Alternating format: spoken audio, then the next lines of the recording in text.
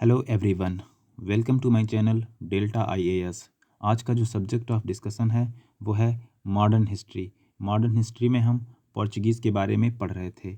आज हम उसी को कंटिन्यू करेंगे। पिछले लेक्चर में हमने पढ़ा किस तरह से पोर्चुगीज़ इंडिया आए और किस तरह से उन्होंने समुद्री रास्ते की खोज की।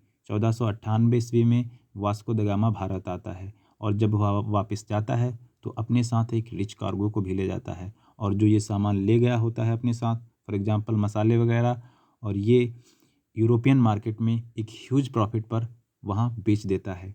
1501 ईस्वी में वास्को द गामा एक बार फिर से इंडिया आता है, लेकिन वह इस बार इंडिया के कई जगहों पर, फॉर एग्जांपल कैलीकट, कोचीन, कैनानोर, यहाँ पर फैक्ट्रियाँ भी इस्टेब्लिश करता है।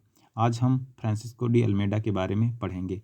थ्योरी पढ़ने के बाद हमने कुछ एमसीक्यूज़ भी ऐड कर रखे हैं, उनको सॉल्व करेंगे, जिससे हम ये इवैल्यूएट करेंगे हमने कितना सीखा है। तो चलिए स्टार्ट करते हैं। देखिए, पुर्तगाली भारत का एक नया इतिहास वर्ष 1505 में प्रारंभ हुआ, जब पुर्तगाल के सम्राट ने 3 वर्षों के लिए भारत में एक गवर्नर नियुक्त किया और उसे पुर्तगाली हितों की रक्षा हेतु पर्याप्त सुविधा एवं बल प्रदान किया गया। In 1505, the King of Portugal appointed a governor in India for 3-year term and equipped the incumbent with sufficient force to protect the Portuguese interest. Francisco de Almeida, the newly appointed governor, was asked to consolidate the position of Portugal in India. जो Francisco de Almeida था, newly appointed governor, उससे ये कहा गया कि वो India में अपनी पोजीशन को स्ट्रॉन्ग करे, मजबूत करे, कंसोलिडेट करे, and to destroy Muslim trade by seizing Aden, Hormuz and Malacca. जो मुस्लिम्स का व्यापार था उसको वो डिस्ट्रॉय कर दे। उसको ये भी सलाह दी गई कि जो मुस्लिम का जो ट्रेड है वो डिस्ट्रॉय करे by seizing Aden, Hormuz and Malacca. He was also advised to build fortress at Anjediva, Cochin, Cannanore and Kilwa. और उसको ये भी सलाह दी गई कि जो ये जगह हैं अंजाडीवा, कोचीन, कैनानोर, किल्वा, इन जगहों पर वो फोर्ट्रेस, किलों को भी बिल्ड करे। What Almeida, however, encountered along with opposition of Jamorin was threat from Mamluk Sultan of Egypt। देखिए, जो जैमोरिन था, कैलीकट का हिंदू रूलर, उससे अल्मेडा को एक थ्रेट थी। उसके साथ साथ जो इजिप्ट का सुल्तान था उससे भी अल्मेडा को एक थ्रेट थी। And encouraged by the merchant of Venice whose lucrative commerce was now at risk due to the Portuguese interference, the Egyptian raised a fleet in the Red Sea to stop the advance of Portuguese। देखिए, जो merchant के व्यापारी थे उनका जो trade था Portuguese के interfere के कारण पूरी तरह से डिसरप्ट हो गया था। और इसी वजह से, इसी रिस्क की वजह से जो इजिप्शियंस थे उन्होंने रेड सी में एक फ्लीट को रेज़ किया to stop advance of Portuguese के एडवांस को रोकने के लिए। In 1507, the Portuguese squadron was defeated in naval battle of the combined Egyptian and Gujarat navies. देखिए, 1507 ईस्वी में गुजरात और इजिप्ट की नेवी ने पोर्चुगीज़ को हरा दिया। ठीक है, हरा दिया। एंड अल्मेडाज सन वॉज किल्ड, और जो अल्मेडा का सन था वो भी मारा गया। Right. Next year Almeida avenged his defeat by totally crushing the two navy. और उसके दूसरे ही साल अल्मेडा ने जो गुजरात की और इजिप्ट की नेवी थी उसको क्रश कर दिया, हरा दिया, डिस्ट्रॉय कर दिया। Almeida's vision was to make Portuguese the master of Indian ocean.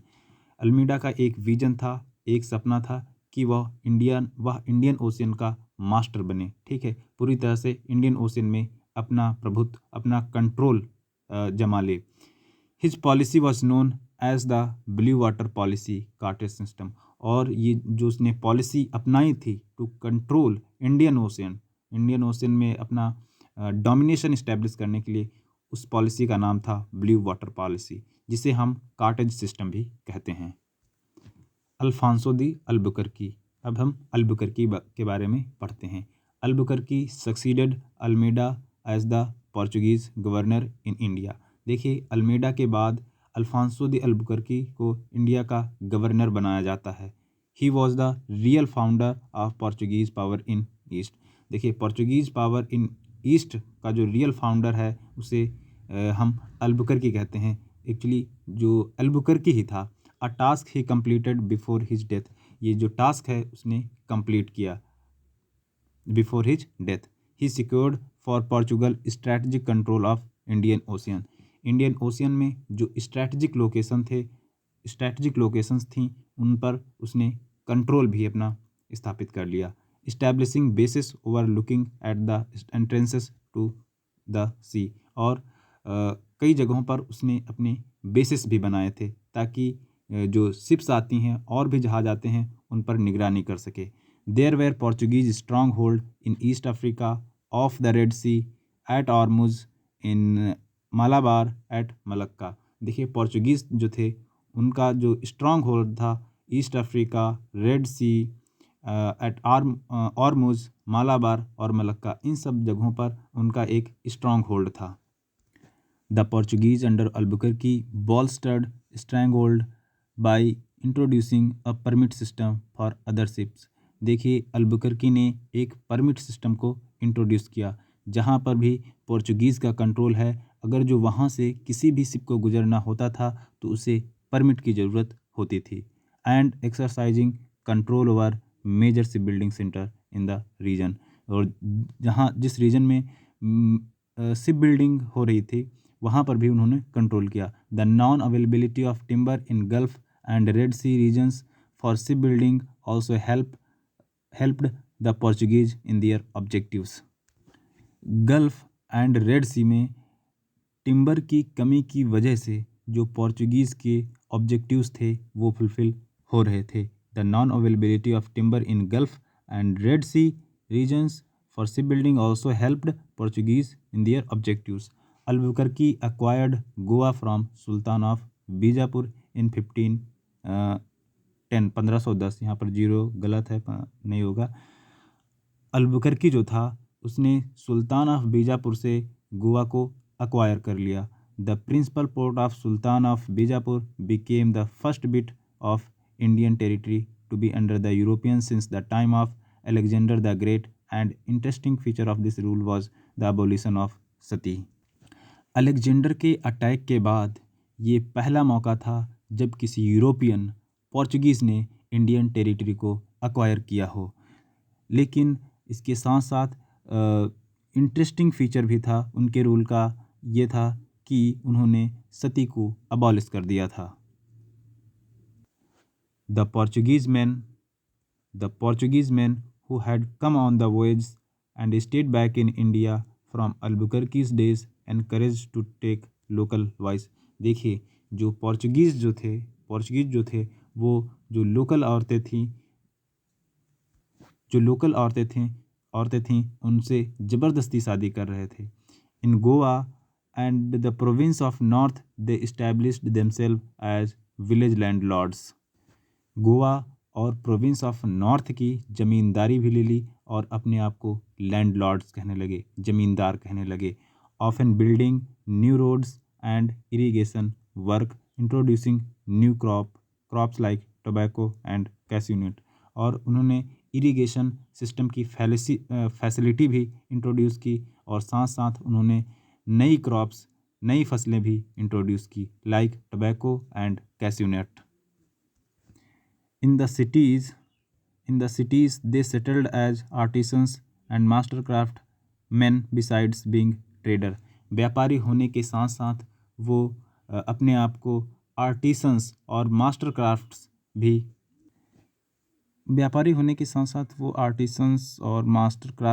भी थे। Most of such Portuguese came to look upon their new settlements.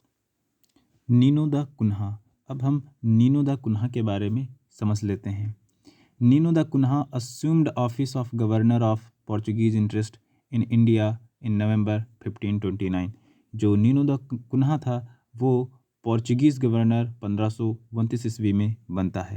And almost 1 year later shifted the headquarters of Portuguese government in India from Cochin to Goa. जो Portuguese का जो headquarters Cochin में था, Portuguese का जो headquarter Cochin में था, नीनो दा कुन्हा ने उसे कोचीन से गोवा शिफ्ट कर दिया था। Bahadur Shah of Gujarat during his conflict with Mughal emperor Humayun secured help from the Portuguese. देखिए, बहादुर शाह जो गुजरात का था, उसकी जब मुगल एम्परर हुमायूं से लड़ाई हो गई तो उसने पोर्चुगीज़ की हेल्प ली और उसके बदले में उसने कहा कि हम आपको जो बासीन आइलैंड है उसको हम आपको दे देंगे विद इट्स इंडिपेंडेंसीज एंड रेवेन्यूज़, ताकि आप वहाँ रेवेन्यूज़ भी जनरेट कर सकते हैं।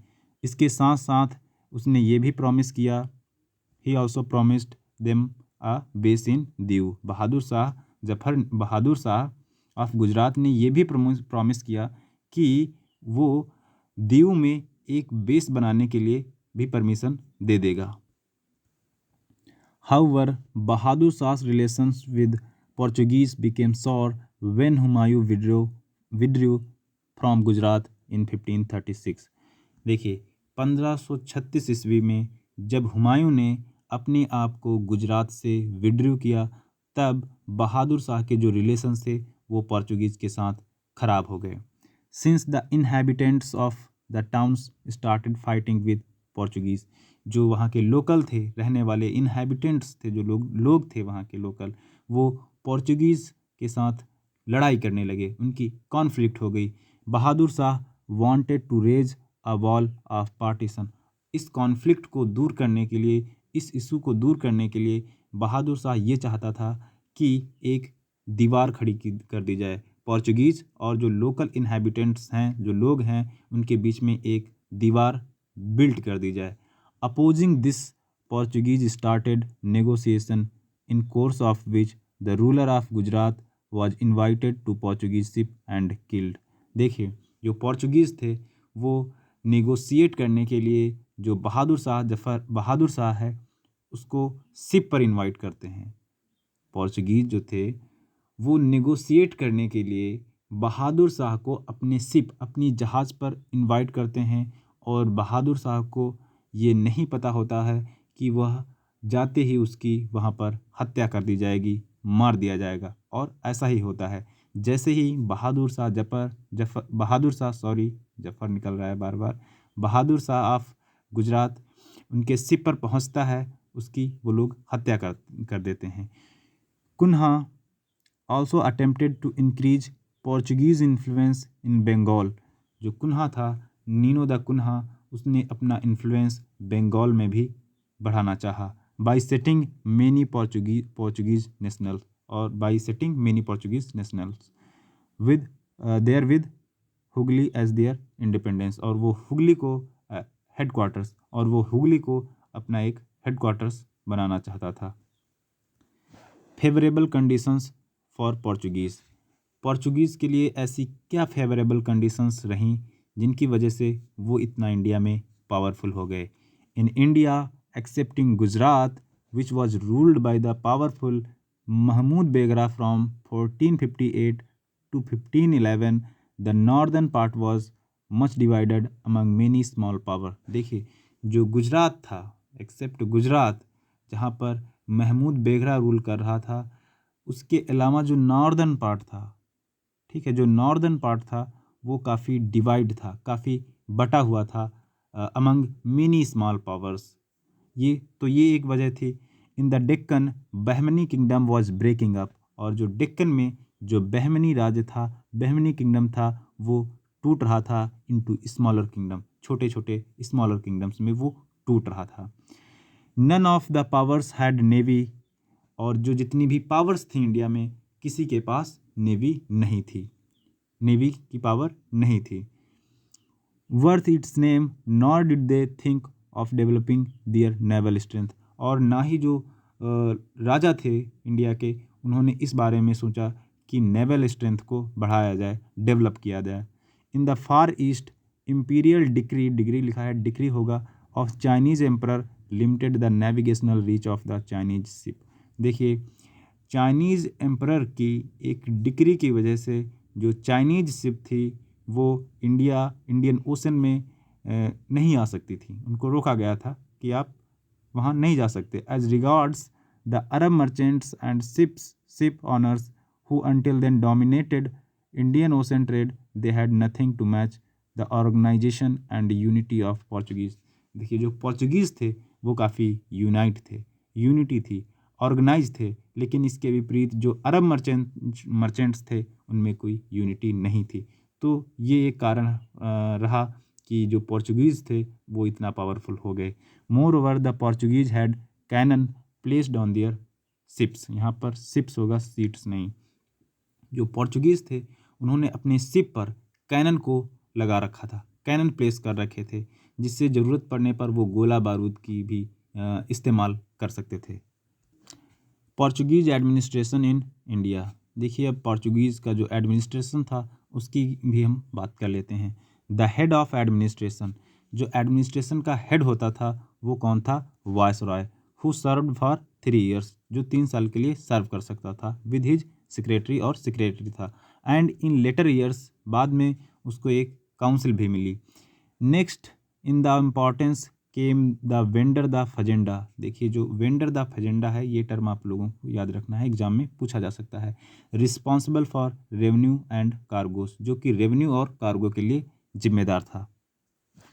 Religious policy of the Portuguese, अगर जो पोर्चुगीज़ की रिलीजियस पॉलिसी के बारे में बात करें तो the Moors were the bitter enemies of the Portuguese in North Africa.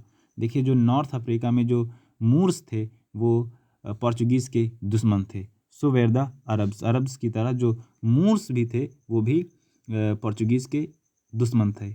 Arriving in the east, the Portuguese brought with them the same zeal to promote Christianity and the wish to persecute all Muslim। जो Portuguese थे वो इस purpose से यहाँ आए थे, east में इस पर्पज़ से आए कि वहाँ जाकर वो क्रिश्चियनिटी को प्रमोट कर सकें और मुस्लिम्स को परसिक्यूट कर सकें। Intolerant towards the Muslims, Muslim के प्रति क्या इंटॉलरेंट थे। The Portuguese were initially quite tolerant towards the Hindus.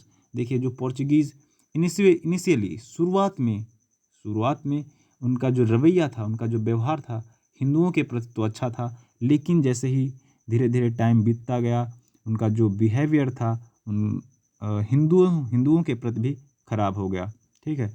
However over the time after introduction of the inquisition in Goa there was a change and Hindus were also persecuted. और उसके बाद कुछ समय बाद हिंदुओं को भी प्रोसिक्यूट किया जाने लगा, प्रताड़ित किया जाने लगा।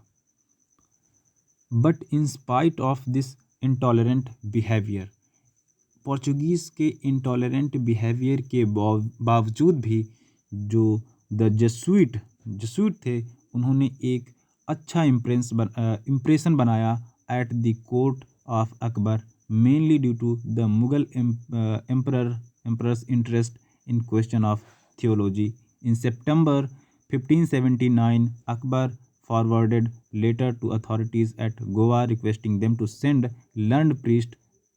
The church authorities in Goa eagerly accepted the invitation, seeing in it chance to convert the emperor to Christianity। देखिए जो अकबर था उसको अलग अलग धर्मों के बारे में जानने की बहुत रुचि थी। ठीक है, अकबर को अलग अलग धर्मों के बारे में जानने की बहुत रुचि थी, तो इसलिए अकबर ने एक लेटर लिखा, चर्च अथॉरिटीज़ जो थी गोवा में उसको एक लेटर लिखा और उनसे कहा कि जो कुछ आप जो लर्न प्रीस्ट हैं, ठीक है, प्रीस्ट मतलब एक तरह से पुजारी होता है चर्च का, उनको वो फतेहपुर सीकरी वो कोर्ट में, अकबर के कोर्ट में भेजे ताकि वो उनके धर्म के बारे में जान सके।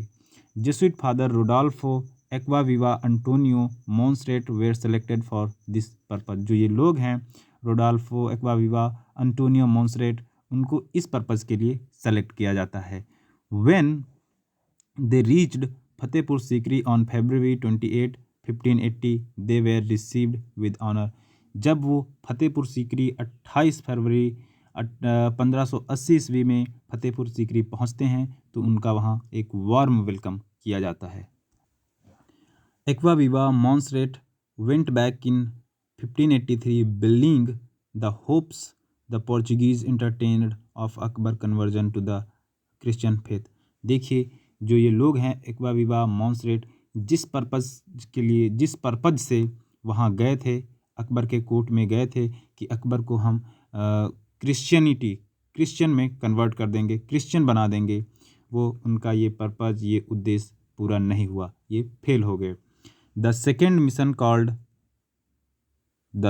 Mission called by Akbar in 1590 also ended on similar note in 1592। जो 1590 में अकबर ने सेकेंड मिशन बुलाया था, वो भी उस मिशन में भी ये लोग कामयाब नहीं रहे। The third mission again invited by Akbar arrived in 1595 at Lahore. जो थर्ड मिशन था वो 1595 में अकबर ने इनवाइट किया कि यहाँ आप लाहौर आइए। At Lahore where court was then residing. देखिए जो कोर्ट था वो सेशन में था, residing and continued as sort of permanent institution there by extending its influence on secular politics.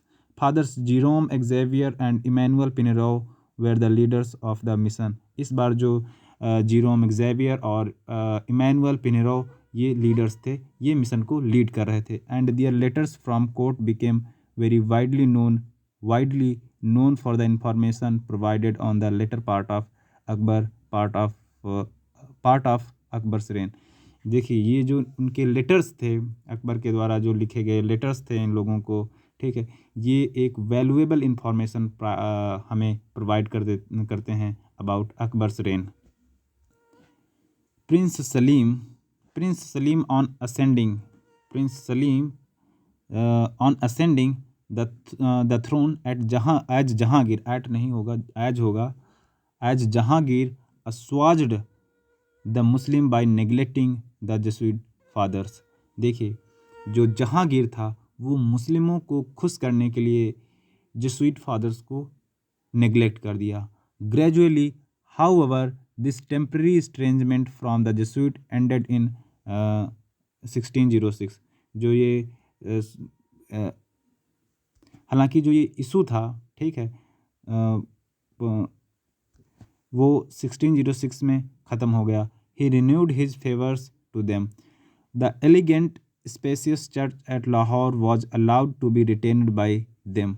जो कि लाहौर में एक अच्छी चर्च है, एलिगेंट स्पेसियस चर्च है, उनको पोर्चुगीज़ को ये परमिशंस दे दी गई कि आप उसे रिटेन कर सकते हैं, ठीक है। और कॉलेजियम सिस्टम जो है, प्रीस्ट्स रेजिडेंस, वो भी वहाँ इस्टेब्लिश कर सकते हैं। In 1608 a number of baptism were carried out in Agra. बहुत सारे बैप्टिज्म होते हैं, देखिए क्रिश्चियन में एक कोई प्रथा है, बैप्टिज्म है, वो होता है। In Agra the priest publicly acting with as much liberty as in Portugal. देखिए जो वहाँ चर्च में, जो लाहौर चर्च जो इनको रिटेन करने के लिए जो ये एक परमिशन दी थी जहांगीर ने, वहाँ पर उनको काफ़ी आज़ादी थी, लिबर्टी थी। Jahangir conduct was such that the Jesuit priests became hopeful of bringing with the Christian fold. अच्छा, जो जहांगीर था उसने जो ये रिटेन करने की जो ये उनको आज़ादी दे दी, रिस्पॉन्सिबिलिटी दे दी, तो पोर्चुगीज़ को लगा कि जो जहांगीर है इसको भी हम क्रिश्चियनिटी में क्रिश्चियन बना सकते हैं, इसको मुस्लिम से क्रिश्चियन में कन्वर्ट कर सकते हैं। लेकिन इसमें भी वो लोग फेल हो गए। Decline of the Portuguese. देखिए पोर्चुगीज़ का डिक्लाइन कैसे हुआ, इसके बारे में थोड़ा हम पढ़ लेते हैं, क्या कारण रहे होंगे। Emergence of powerful dynasties in Egypt, Persia, north India and appearance of the Marathas. देखिए डिक्लाइन होने का एक कारण ये भी था कि इजिप्ट में बहुत सारी जो डिनास्टीज़ थी, अलग अलग डिनास्टीज़ थी, वो भी इमर्ज कर आ रही थी। और नॉर्थ इंडिया में मराठास का हमें अपीयरेंस देखने को मिलता है, इस वजह से जो डिक्लाइन है वो पोर्चुगीज़ का हुआ। Political fears aroused by activities of Jesuit missionaries and hated of persecution that cause reaction against Portuguese spiritual pressure. देखिए जो पोर्चुगीज़ की जो रिलीजियस पॉलिसीज़ थी, उनकी वजह से जो मुस्लिम्स थे उनसे काफ़ी नाराज़ थे, तो इसमें ये भी एक कारण हो सकता है। राइज ऑफ इंग्लिश और डच भी आ गए थे, ये भी एक कारण है। रैम्पेंट करप्शन था। Diversion of Portuguese colonising ambitions towards the west. और जो पोर्चुगीज़ का जो एम्बिशंस था और कॉलोनाइजिंग एम्बिशंस थे वो towards discovery of the Brazil की डिस्कवरी के बाद वो उधर शिफ्ट हो गए थे। तो चलिए अब हम कुछ MCQs हैं वो सॉल्व कर लेते हैं। देखिए जो ये MCQ है UPSC सिविल सर्विस में 2023 में पूछा गया था। इसे हमें लगता है आप आसानी से सॉल्व कर लेंगे। Who among the following rulers of medieval Gujarat surrendered Diu to Portuguese. तो आप लोगों को पता है कि बहादुर शाह जफर है, जैसा कि हमने अभी पीछे पढ़ा है। Consider the following statements. Nino da Cunha acquired Goa from the sultan of Bijapur in 1510। Second statement है Nino da Cunha abolished sati.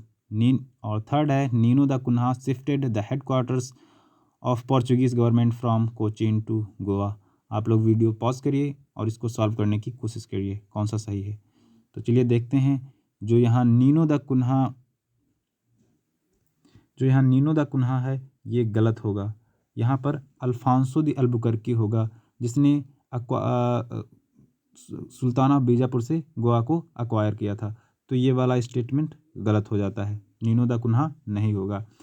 Nino da Cunha abolished sati, Nino da Cunha यहाँ नहीं होगा। यहाँ पर भी अल्फांसो द अल्बुकर्की होगा जिसने सती प्रथा को अपने रूल में अबॉलिश कर दिया था।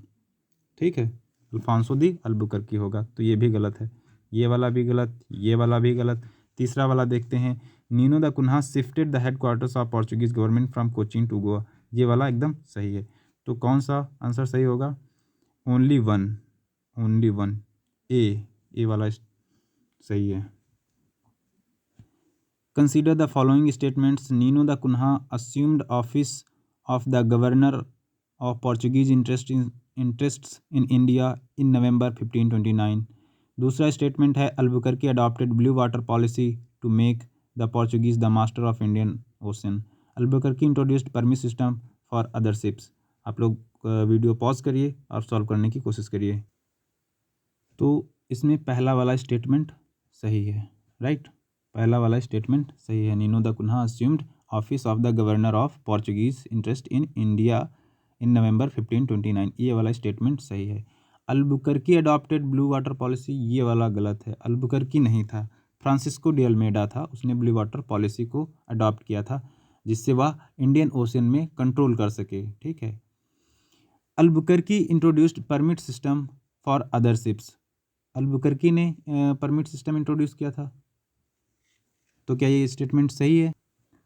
हाँ, ये वाला स्टेटमेंट सही है। Albuquerque introduced permit system for other ships, तो ये वाला सही है। तो इसमें कौन सा सही होगा? ओनली वन, राइट, ये वाला। चलिए ये क्वेश्चन सॉल्व करिए। With reference to religious policy of Portuguese consider the following statements. The Moors were the enemies of Portuguese in South Africa. क्या ये स्टेटमेंट सही है? Portuguese were intolerant towards Muslim. Portuguese were initially quite tolerant towards the Hindus. However, over times after introduction of the Inquisition in Goa, there was change and Hindus were also persecuted. आप लोग video pause करिए और solve करिए। तो देखते हैं ये वाला पहला वाला स्टेटमेंट क्या सही है। तो ये वाला गलत है, ये वाला गलत है, ये वाला पहला वाला गलत है क्योंकि यहाँ साउथ अफ्रीका नहीं होगा, नॉर्थ अफ्रीका होगा। पोर्चुगीज़ वेयर इंटॉलरेंट टूवर्ड्स मुस्लिम, तो ये बिल्कुल सही है। और ये वाला भी, तीसरा वाला भी सही है। शुरुआत में तो टॉलरेंट थे, अच्छा बिहेवियर शो किया टूवर्ड्स हिंदूज़, लेकिन फिर बाद में काफ़ी इंटॉलरेंट हो गए थे, बहुत गंदा बिहेवियर उनका था टूवर्ड्स हिंदूज़। तो इसमें से कौन सही होगा? ओनली टू, बी वाला, ये बी वाला सही है। चलिए आई होप आपको लेक्चर समझ में आया होगा। अगर जो आप लोगों को अच्छा लगा हो तो लाइक करिए, सब्सक्राइब करिए, कमेंट करिए। और अगर जो कहीं भी हमसे गलती भी हुई हो तो आप कमेंट बॉक्स में उसको लिख सकते हैं। थैंक यू, धन्यवाद, जय हिंद।